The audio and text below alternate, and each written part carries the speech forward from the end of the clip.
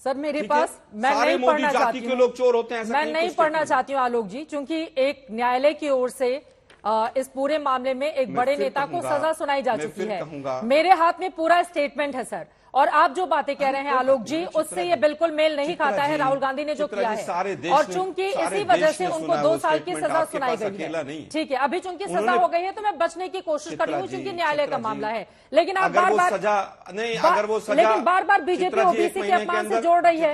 अब वो चुनावी पार्टी है तो करेगी ही। आलोक शर्मा जी, चित्रा जी बीजेपी क्यों नहीं बोलेगी? बीजेपी ने चक्रव्यूह रचा, बीजेपी नहीं बोलेगी तो कौन बोलेगा? पाकिस्तान बोलेगा।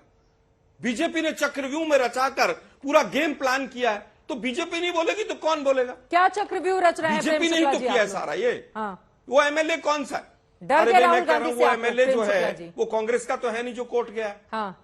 नहीं, मैं कह रहा हूँ वो एमएलए बीजेपी का ही तो है ना। बिल्कुल, तो बीजेपी का चक्रव्यूह है। हाँ जी चित्रा, शायद पिछले जज ने उनकी नहीं सुनी होगी, राहुल गांधी के वो हाई कोर्ट चले गए कि रोक दो, अभी रोक दो। जी चित्रा जी, डरते हैं ये लोग, सच से डरते हैं। जी चित्रा जी, मैं शुरू करूं बात? बोलिए आलोक जी की बात खत्म हो गई? खत्म हो गई, बोलिए। जी धन्यवाद। जी धन्यवाद। देखिए, अब श्रीमान राहुल गांधी को क्या किसी भी उपनाम को गाली देने का अधिकार मिल सकता है? चोर कहने का अधिकार मिल सकता है? और अगर वो चोर कह दें तो जो कोई उससे हर्ट हो उसको लीगल रिकोर्स लेने का अधिकार है कि नहीं है? उसको विधि सम्मत कार्रवाई का संवैधानिक अधिकार है कि नहीं है? और जब उसने संवैधानिक अधिकार का प्रयोग करके मजिस्ट्रेट कोर्ट में शिकायत की, मजिस्ट्रेट को उसकी सुनवाई करने का अधिकार है कि नहीं है? जब मजिस्ट्रेट ने उसको दंड दे दिया तो दंड देने के बाद आप यहां वहां दाएं बाएं क्यों देख रहे हैं भाई?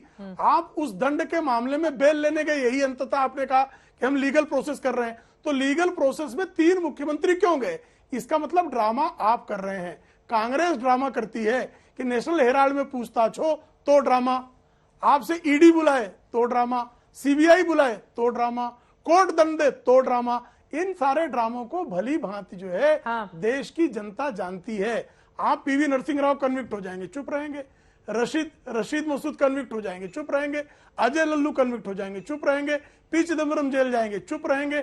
डीके शिव कुमार जेल जाएंगे, चुप रहेंगे। लेकिन पहले परिवार को कोर्ट की हिम्मत कैसे हो गई कि पहले जगमोहन लाल सिन्हा ने इसी तरह से जब सुनाया था फैसला श्रीमती इंदिरा गांधी के खिलाफ, तो जगमोहन लाल सिन्हा के परिवार को जो है खतरा कर दिया था कांग्रेसियों ने। और मैंने बताया किस तरह से 78 में विमान अपहरण कांग्रेसियों ने कर लिया था कि जो मुकदमे दायर हुए हैं गांधी परिवार पे, उन मुकदमों को वापस ले लो। तो गांधी परिवार इस तरह से संविधान से ऊपर जो स्वयं को समझता है, उसकी इस समझ को सुधारने की आवश्यकता है।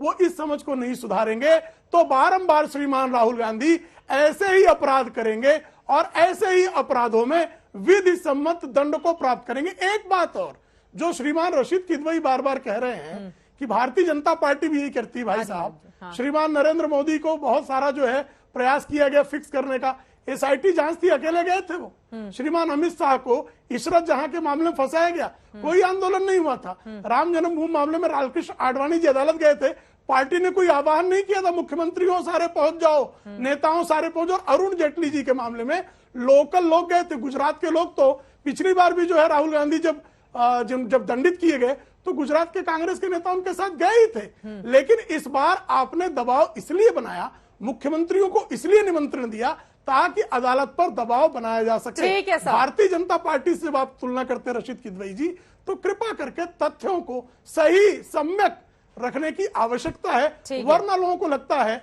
कि रशीद किदवई का कांग्रेस परिवार पर पुस्तक लिखते लिखते उनके प्रति प्रेम भी थोड़ा जाग गया है। आलोक जी जवाब देंगे आपके सवालों का। आलोक जी, उन्होंने सवाल तो वाजिब खड़े किए हैं। अगर सदस्यता जाए तो काले कपड़े पहनकर तमाम नेता पहुंच जाते हैं संसद भवन। अगर पूछताछ हो, ईडी की कार्रवाई हो, तो तमाम नेता सड़क पर उतरकर, दिल्ली में हम देखते हैं कैसे दंगल किया जाता है कांग्रेस पार्टी की ओर से।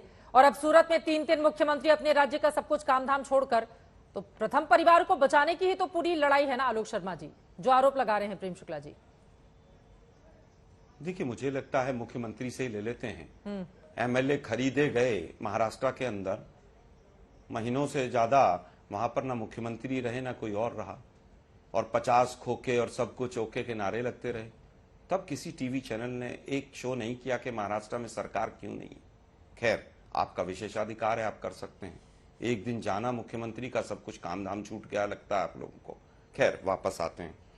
मैं केवल ये कहना चाहता हूं कि तमाम जितने भी ये आज तक के ईडी और सीबीआई के केस हैं, ये सारे के सारे विपक्ष पर क्यों? काले कपड़े की बात करते हैं आप। तमाम बीजेपी के लीडर्स ने काले कपड़े पहन पहन के और प्रदर्शन किए हैं। तो क्या वो काला जादू कर रहे थे? हमने तो कभी नहीं कहा कि काला जादू कर रहे हैं। इन्होंने 2G पर 2.5 महीने तक संसद नहीं चलने दी। पूरे देश का हजारों करोड़ रुपया खर्च हुआ और उसके बाद सबको बरी कर दिया। क्या देश से माफी मांगेंगे मोदी जी? किसी मोदी को हमने कोई गाली नहीं दी, किसी ओबीसी को कोई गाली नहीं दी। हमने केवल नाम लेकर कहा कि चोर भाग गए, इन चोरों को पकड़िए। लेकिन आप पकड़ेंगे नहीं, क्योंकि मेहुल भाई हैं, वो चौकसी भाई हैं, तमाम भाई हैं इनके।